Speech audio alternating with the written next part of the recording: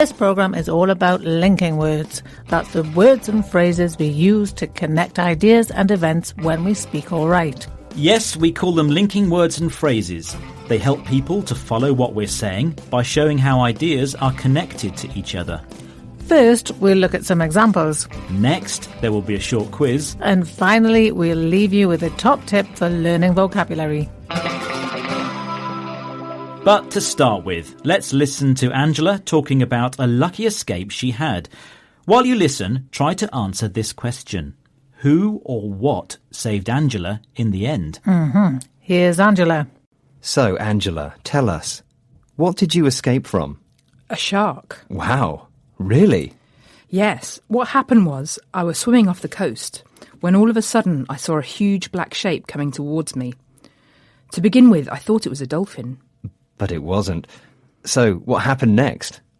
Well, I then quickly realised it was a shark.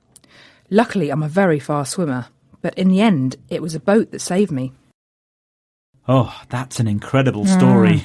We asked who or what saved Angela. And it was a boat. Angela said, in the end, a boat saved me. Lucky lady. Now, Angela helps us to follow her story by using linking words and phrases to tell us what happened, when it happened, and how she felt about it.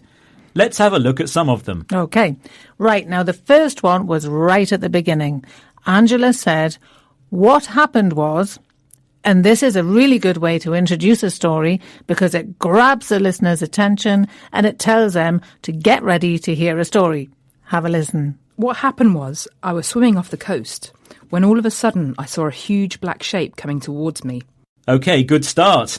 Now, another way to tell your story clearly is to use words that show the order of events. Catherine and I did this at the beginning of this programme when we said words like first, next and finally. When we said first we'll look at examples, next there'll be a short quiz, and finally we'll leave you with a top tip. Exactly. Now let's listen to how Angela used words and phrases like these. What happened was I was swimming off the coast when all of a sudden I saw a huge black shape coming towards me. To begin with, I thought it was a dolphin. But it wasn't. So, what happened next? Well, I then quickly realised it was a shark. Luckily, I'm a very fast swimmer, but in the end, it was a boat that saved me. So, when you get to the end of your story, use a phrase like in the end or finally to show that your story's about to finish. But in the end, it was a boat that saved me. Okay, now let's hear Angela tell us about how the boat saved her. Fortunately, the boat had already seen the shark and fired a rocket, which scared the creature off. That was lucky. Wow, so Angela uses the adverb fortunately as a linking word to comment on this. Yes, and in the first clip, Angela said, luckily, I'm a fast swimmer. And other comment adverbs you may hear include unfortunately, sadly, and so on. And we can also use adverbs and adverbial phrases like suddenly or all of a sudden, which we heard in the first clip, to say how things happen. We're talking about words and phrases that link different sentences and parts of a story. Yep, and it's time for a quick recap. So, to start a story we had... Well, what happened was... For ordering events... First of all, to begin with, then, next, after that... To finish a story... Finally, in the end... To make a comment... Luckily, unfortunately... Sadly. And lastly we had... Suddenly. All of a sudden. Great. Now it's quiz time. Choose a correct linking word or phrase to fill the gaps. Ready? Number 1. I tried for weeks to get a ticket to the final. I gave up. Is it A, in the end, or B, next? It's A, in the end.